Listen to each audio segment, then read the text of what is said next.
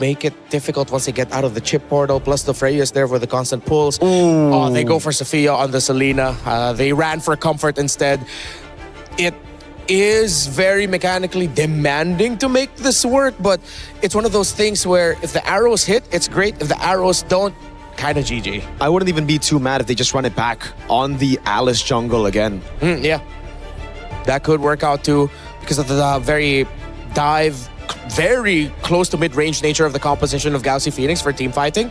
Alice, the Throne of Ruin, is going to stop the tempo of the team fights. That could give a little bit more space for their Claude and their Lilia. Yeah, just lock them down for the AoE damage to come through. And it's the Bauman. Oh, physical shred, physical defense shred with a Freya and a Claude.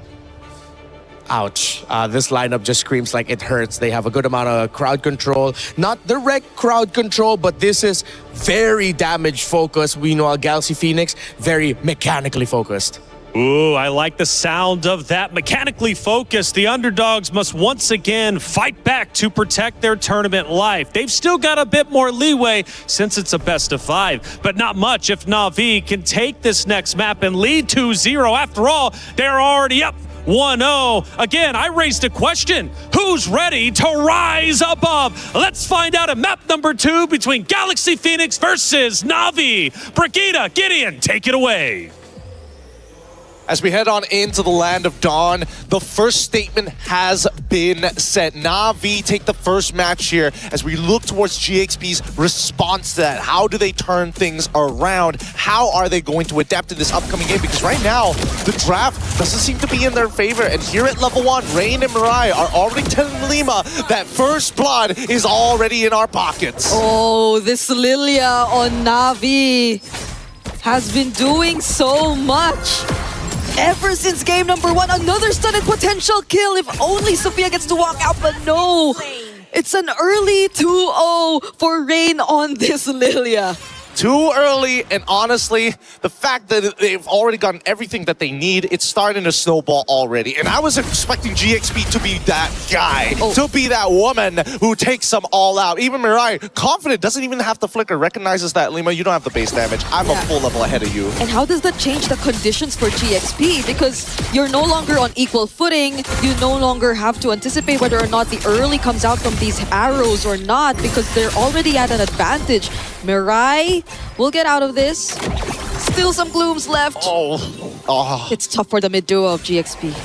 It already feels like Rain is asking the rest of her teammates, just hold my earrings. I'll do the rest. Don't worry, Mirai. Just open up that map and I'm going to hurt them big time. And with that passive, heals right back up to full. So great control as they freeze that mid lane. They're starting to lean out of it as they want to attack the top side. Okay, not Ayanami, just going in for the dives, even under the turrets. But Mirai will be the one to finish the job. That's Fa they actually find. I think this game is starting to look pretty doomed. Pretty doomed very early on, because this has to be by far one of the most heretical starts. Like, this is blasphemous to people in Mobile Legends. The first 2 minutes, we're already having 3 kills on the side of Na'Vi, all centralized towards the most important roles in Ling and Fa. Okay, fortunately, an Abyssal Arrow does land over there. Sophia trying to type, but it's an outplay! Everything has just not been going their way, every single attempt. And now Na'Vi might just take away this purple buff even from Fa, who's not even level 4 yet. I'm getting the vibes back. This is why everybody was so excited for Assassin. Oh! And Ling able to find the solo kill despite everything that has happened already. The extra assist from Ayanami just wasn't enough. Okay, that's a bit of a glimpse of hope for GXP right there. At least they get some trades one way or another through the EXP lane, but how else? Because even here in this jungle camp, you just could not farm as peacefully. Fa could barely get the EXP that's necessary. It's a 2-level gap. This is so dirty. This is particularly dirty. Keiji knows how to play this Balmont, or has at least gotten all the tips and tricks. You're using a lethal counter. You're also trying to contest with Retribution. It's just an easy way to steal camps at a high rate against their opponent, and just ever telling them, yo, fear this, shortcut connects. How could they do this? They're just everywhere. Mirai, fortunately for GXP, they don't actually lose Winnie out there, but does it actually become an opening? Now they get to find a kill. Fa finds Mirai. 10 Pistol Blades already committed. But they don't want to fight this. They don't want to fight around a spinning Balmond. No, they don't have the items. They don't have the damage. Ring, does he cancel it? No, they're just gonna set up this dive. Oh, it's Sophia left all alone, trying to escape. Abyssal Arrow does land, but he's just gonna buy some time. Yeah, just again, really, really elusive here. Unless Rain or Keishi can actually apply some kind of movement speed slow, it's just going to be an ever taxed jungle. It's just Navi's walking in and they're like, hey, you owe me money. Interest. Pay up, pay up. This is so tough. It's always Mirai plus another one. Oh, but a second solo kill from Link towards not Ayanami. Navi fail, or they actually do take... No, they don't. They don't take away the purple buff for the second time, and at least for Fa, they're slowly able to keep up bit by bit. Yeah, but it just means that Retribution is going to be down. Not like Balmond really cares whether Ling has Retribution or not, but generally speaking, this has been a pretty tough game. I'm looking towards Ling's side of the map. How can they get Ling involved? Because unluckily, the turtle is spawning down on the bottom side. They're forced to get Ling back in, and not Ayanami. No flicker. Has already gotten solo kill twice. Wants to shove that top side, and Na'Vi understand this. Let's slow it down. Okay. Wait for the shortcut. Understandably so. You see Ling here, but Mirai has an idea as well. Ooh. I thought that was gonna land too. Mirai didn't necessarily try to catch it, but they lose out big on energy shields up top. GXP are the ones actually leashing this turtle towards their side, and without not Ayanami, they probably would have very little ways to contest. A setup once again from Link to get him with the Tempest of Blades, but the response, the teleportation's coming in from Mirai. Do they want to fight this? Rain does show up. Rian goes in with a blazing duet, landing it on 3, forcing out the flicker from Winnie, and actually finding one. Lemma goes down, but Sophia escapes. Oh, wait, hold on. Ling might be in some trouble, and now they can set up for a potential dive. Sophia's nearby and will peel, but Ling can only do so much. How many seconds until the ult comes back up? They really want this turret. Not Ayanami still going for it. 1v2! Both had to flicker out. God bless. God bless. Flicker saves lives, people. Flicker saves lives. These flickers have been essential for their escapes. 5 to 6, however, structural damage has already been applied. Na'Vi making sure that the bottom side has been cut. Now they're going to send Rian towards the top side to break that other tier 1. But I would have imagined at some point Na'Vi might want to start double waving with this Claude. So far, it's good either way. They're 3-0 on this Claude.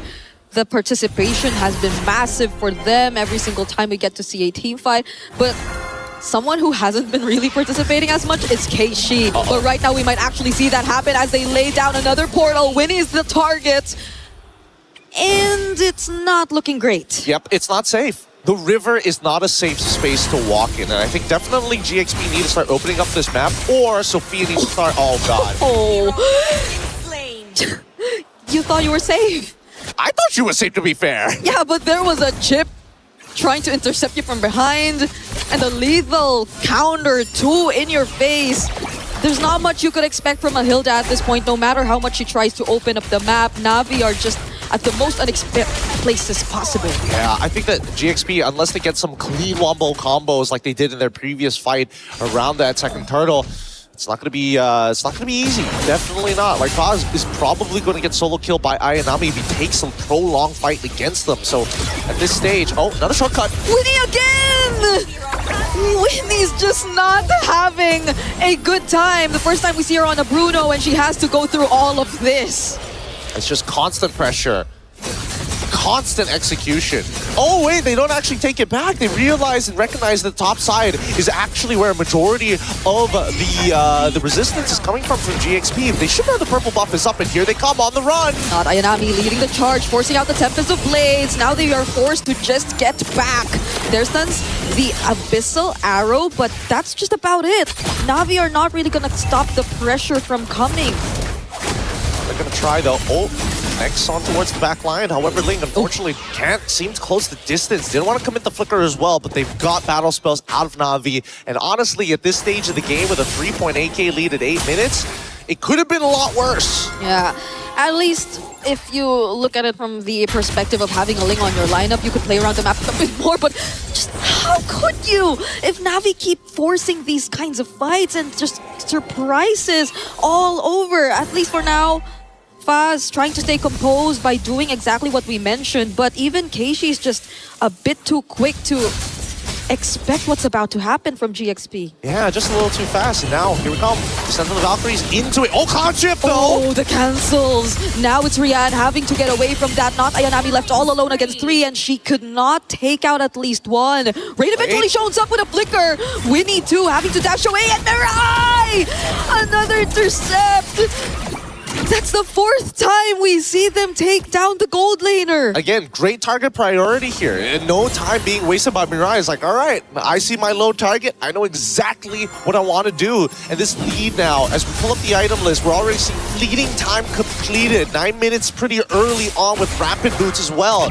Explains why, not only with the passive, why Mirai's so fast. Okay, Faz okay. Thank goodness. Like, it couldn't get worse from this point onwards. I mean, don't worry. That purple buffer was always Navi's. It was always Navi's anyway. Yep. But I wonder who else is not safe. Winnie yet again. Oh my god! She's been holding on that bush for too long. Mirai's been staying in that bush for too long. And even with this 4-man setup coming in from Ling, I don't think they will get the value out of it. They'll just lose out on more and more members. Ling falling down as well. There might be one trade, and that's going to be Rian. They can't scale at this point. They can't scale. They don't have enough EXP to stay above them. Even Mirai having a full level ahead of Lima. The early game is completely gone, and technically this is where we're expecting Fa to start really picking up the slack for the rest of the team. However, with such a big lack of and an interception from Mirai, what are you supposed to do? She had another ultimate available. Fleeting time, what can I say? It's a good item, especially when you're this far ahead. I was just trying to fly over from one wall to another, and all the while that was happening, it was a free objective over to Navi as well. Just look at the goal difference already existing, as at least it's not that far behind. But the gold lane, I think, is where you feel it the most. Well, I want to say it's not only just the gold lane, but at the same time, I think that the fact that this Chastised Pauldron is already built for Mirai, I think at this point, Chip can get disrespectful, right? I don't think anybody has enough damage to kill him, and even if they do, the Chastised Pauldron passive will just keep him healthy. So at this point, Mirai, look at them. What happened? Literally just having a tour. Yeah. Just doesn't mind those bits of damage you get to receive from Lema as the only person who could possibly walk up and not get bursted down by Navi, not unless they just go full commit. But now they have more and more waves coming in, not Ayanami showing up as well.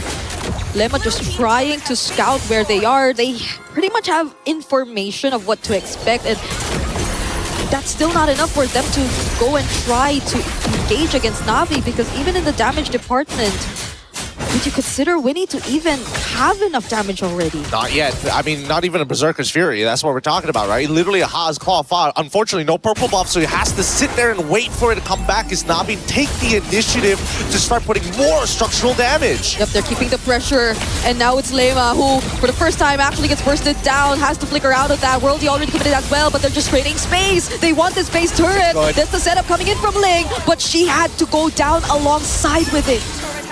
They actually make this an endgame scenario. No, they still are able to kill it off. And luckily on the opposite end, Fa was able to pick up a purple buff for herself. Yeah. Yay, finally.